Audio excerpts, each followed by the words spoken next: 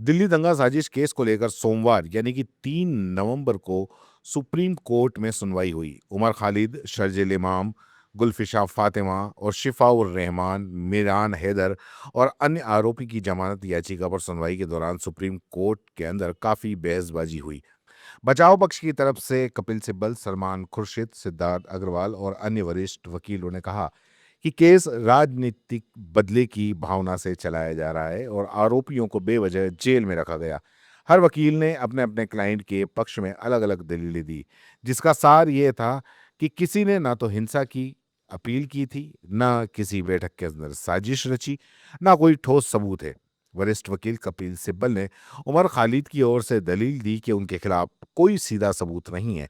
कपिल सिब्बल ने कहा कि 751 एफआईआर दर्ज की गई थी। उमर खालिद सिर्फ एक केस में आरोपी थे और दिसंबर 2022 में वे डिस्चार्ज हो चुके हैं। वह न किसी हिंसक घटना में शामिल थे और न किसी अन्य 750 एफआईआर में उनका कोई सीधा संबंध है। इसके साथ साथ कपिल सिब्बल ने कहा कि अब तक 116 केसों का ट्रायल पूरा हो चुका है, जिसमें से 97 मामलों में आरोपी बरी भी हो चुके हैं, जिसमें 17 केसों में तो दस्तावेज ही फर्जी साबित हुए। जस्टिस कुमार ने बीच में पूछा कि इससे आपका क्या लेना देना, जिस पर कपिल सिब्बल ने जवाब दिया कि मैं सिर्फ तथ्य आपके सामने बता रहा हूं। तो वरिष्ठ वकील सलमान खुर्शीद ने शिफाउर रहमान की ओर से जोरदार दलील दी। उन्होंने कहा कि वियतनाम वार के वक्त जैसा शिकागो के साथ ट्रायल में हुआ था, वैसा ही माहौल यहाँ पर बनाया गया है।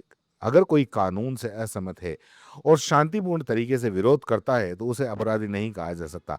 इसके साथ साथ सलमान खुर्शीद ने आगे कहा कि शिफाउर रहमान जामिया एल्यूमिनी एसोसिएशन के हेड हैं, लेकिन उनके खिलाफ किसी गवाह ने हिंसा में शामिल होने की बात नहीं कही। दिसंबर 2019 में जामिया में पुलिस घुसी थी, लेकिन वहां भी उनका कोई रोल नहीं था। शिफाउर रहमान चेरी पिकिंग का शिकार हुए हैं, उसे चुनकर आरोपी बनाया गया है। यूएपीए की किसी भी धारा के तहत उनके खिलाफ मामला नहीं बनता। न ही उसने ट्रायल में देरी की, न कोई गैर कानूनी मीटिंग अटेंड की। सलमान खुर्शीद ने दलील देते हुए कहा कि जब हाई कोर्ट ने 3 अन्य लोगों की बेल दे दी है, तो समानता के आधार पर रेमान को भी जमानत मिल जानी चाहिए। नैतिक कर्तव्य है। और ये दलील पर जस्टिस कुमार ने कहा कि ये भारत है, शिकागो नहीं। वहीं सुनवाई के दौरान सरकार की ओर से additional solicitor general SV. Raju ने कड़ा रुख अपनाया। उन्होंने कहा कि ये केस पूरी तरीके से तथ्यों पर आधारित है। ऐसे आरोपी हैं जिनके खिलाफ सबूत इतने गंभीर हैं कि उन्हें एक दिन के लिए भी रिहा नहीं किया जाना चाहिए। बचाव पक्ष जान पूछकर तथ्यों को तोड़ मरोड़ कर पेश कर रहा है ताकि अदालत में सहानुभूति मिल सके।